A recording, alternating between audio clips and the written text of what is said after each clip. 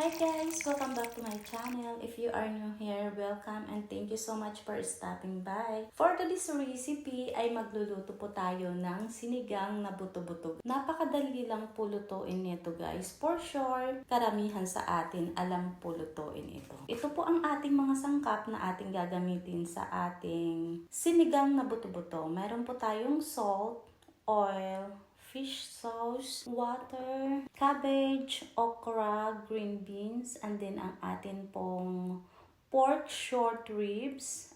And then yung pampaasim po natin ang ating pangsigang mix. Garlic, jalapeno, ginger, onion, tomatoes, and then meron po tayong eggplant. So, ayan guys, yan po lahat ang ating mga sangkap na ating gagamitin sa ating sinigang na buto-buto. So, linisin po muna natin ang ating mga gulay. Babalatan ko lang po yung onion at saka yung garlic po natin. Ayan, 4 cloves of garlic. Pero yung ginger ko po is hindi ko po siya guys binabalatan. Hinuhugasan ko lang po siya ng mabuti. So, ayan guys, nabalatan na po natin ang onion at saka yung garlic. Ngayon ay huhugasan na po natin ang ating mga gulay.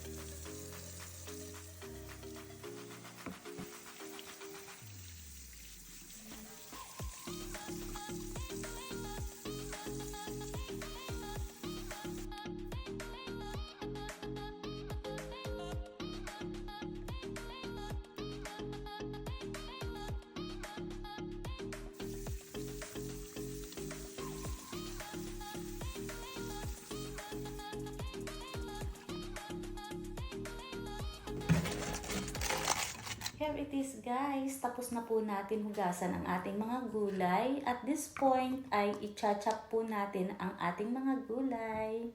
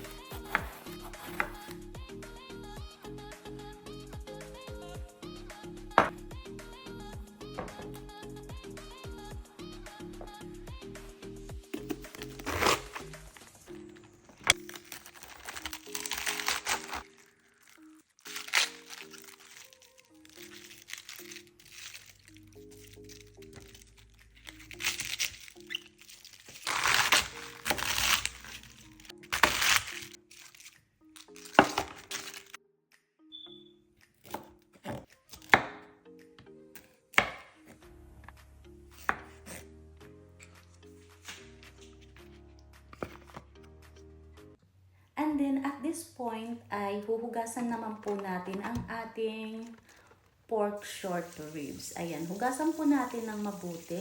I-rub lang po natin. Hinuhugasan ko po siya guys bago ko siya i-chop.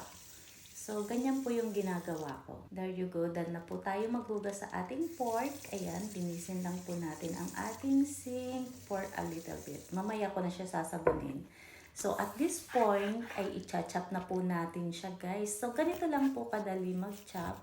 Kailangan mo lang siya i-chop between po sa bones po niya para madali po siya. Ayan, din tapos na po tayo mag-chop sa ating meat. I-transfer ko lang po siya sa bowl.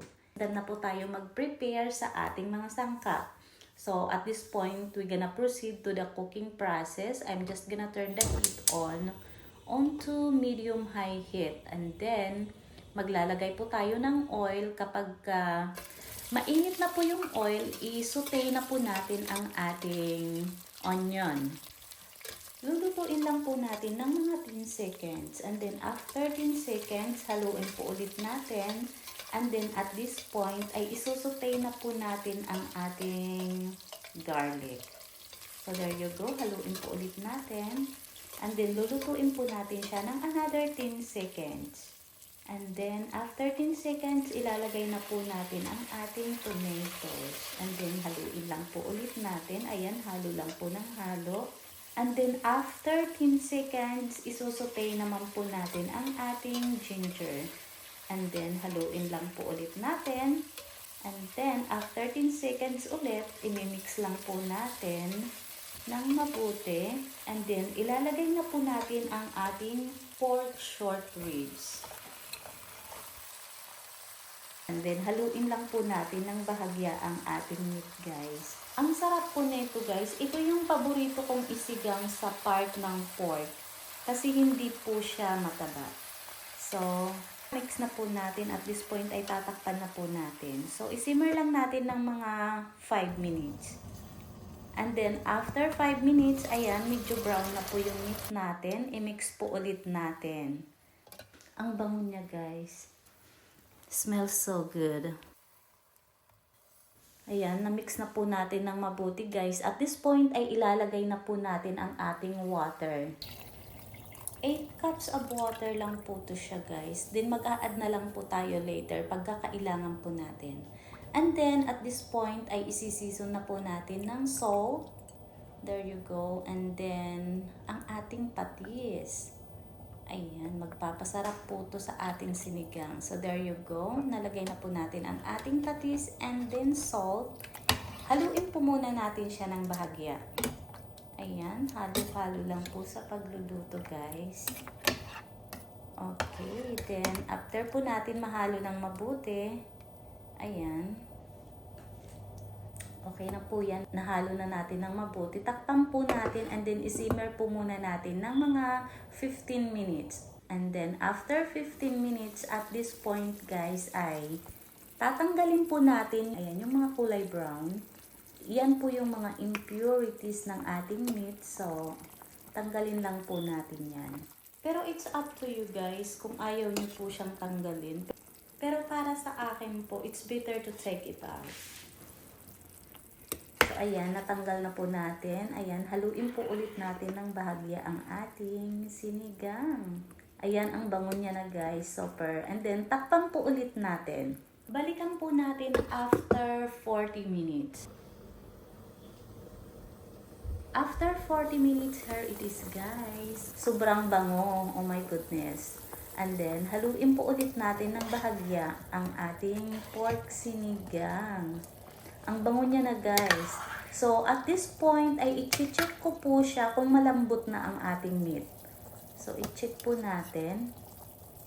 Ayan, malambot na po yung meat po natin, guys. At this point, ay ilalagay ko na po yung pangsigang po natin.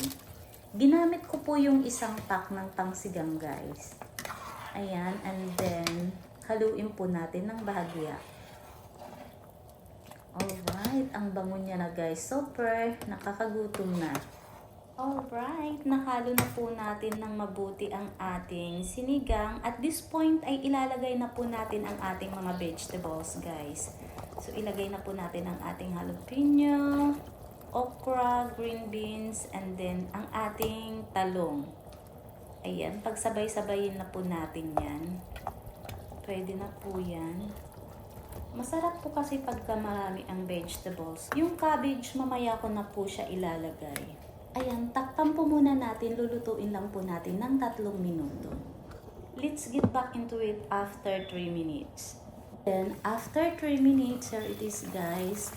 Ilalagay ko na po yung cabbage. Alright, ilagay natin lahat yan. Masarap pagka marami ang gulay, guys. And then, lulutuin lang po natin yan ng 1 minute kasi ayaw po natin ng overcooked na gulay. So, here it is, guys. After 1 minute, ayan na po siya. Oh my goodness, super bango niya, guys. Super bango ng ating sinigang. So, ayan na siya, guys. Look at that. Look how delicious it is, guys. Oh my gulay. Ang sarap nito. Ayan, ipapakita ko po sa inyo muna kung gaano kalambot ang ating sinigang, guys. Ayan. Check natin yung ating meat. Ayan, medyo mahirap. Need natin ng fork. So, ayan, check natin bago natin patayin yung apoy. Ayan, super lambot niya, guys. Ayan, taste natin muna. Alright, ang sarap niya, guys. Taste natin yung sabaw.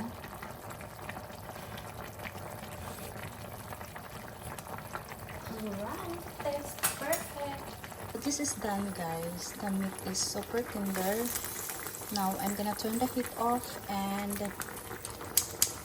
ready to serve. Plating time.